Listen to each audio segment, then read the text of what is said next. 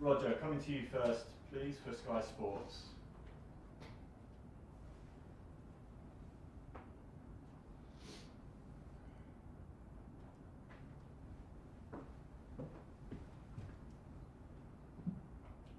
Fire away, Roger. Hi Frank, how you doing? Hi, good, thanks. Good. First of all, we'll be asking everyone today the sad news that Gerard Houllier has passed away. Just your response. You'll have come across his team during your playing career.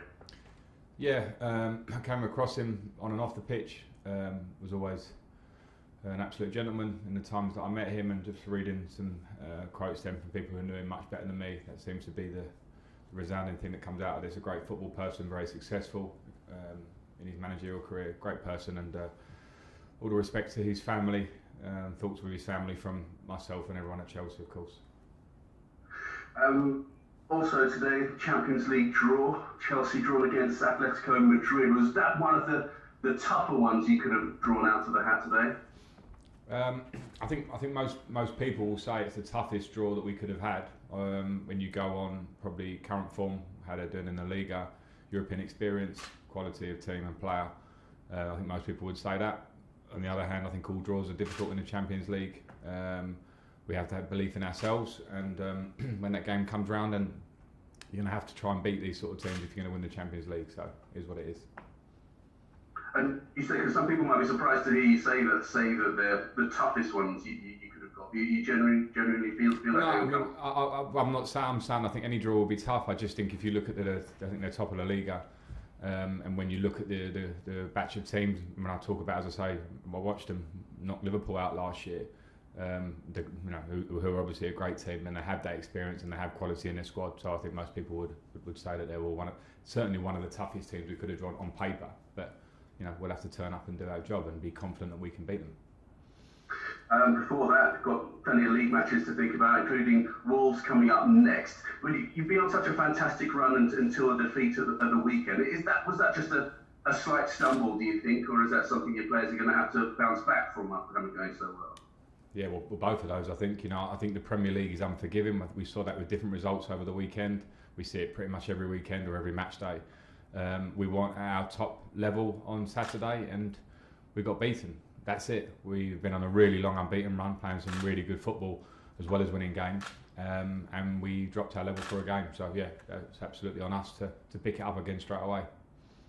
Was it a matter of you just dropping your level? Do you look at your performance of the weekend and think, yeah, we didn't match up to what we've been doing in the last few weeks or so? Yeah, we've been playing well, and I'm not the one that always sits here and says that, because I know that the next game is always the most important one.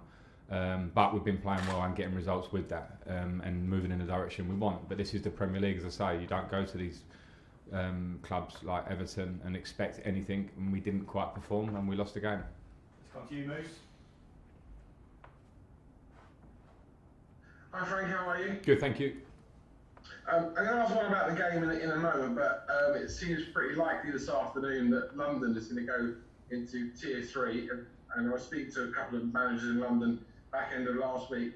Just got fans back, just kind of got used to having fans back.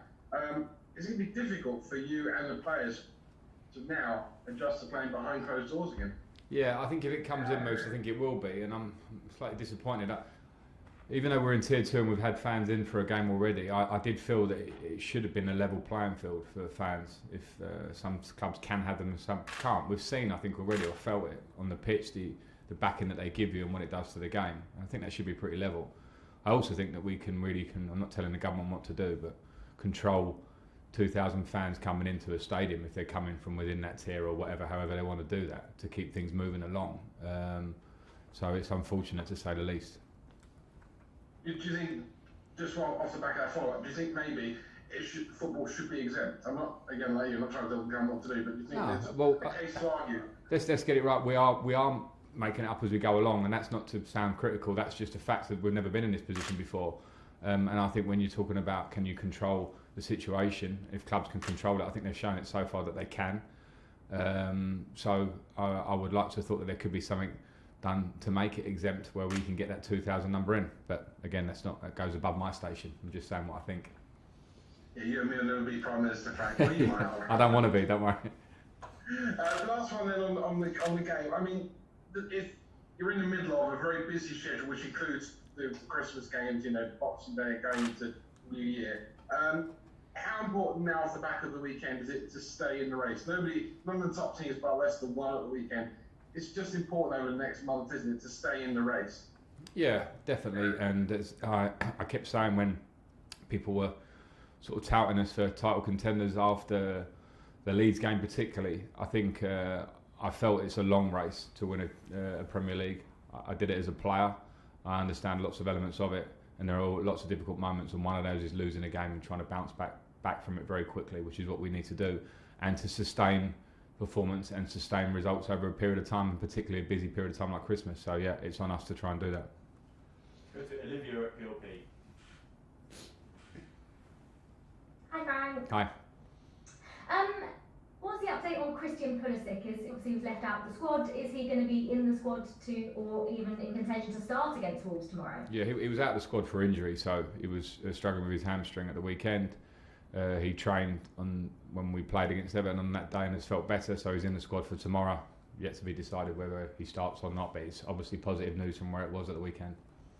Perfect. And you've been playing 4-3-3 and it's been working really well, and the balance of the team's been really nice. With Ziyech and Hudson-Odoi both being out, are you considering a different formation almost to get better of the players that are available to you?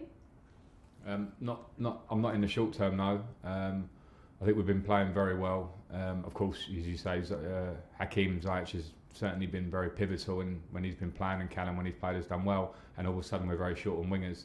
But we have capabilities to still play. It wasn't the formation that we didn't get right at the weekend. It was actually the way we executed it, which we have players that can definitely comfortably do that. So we just need to improve on the weekend.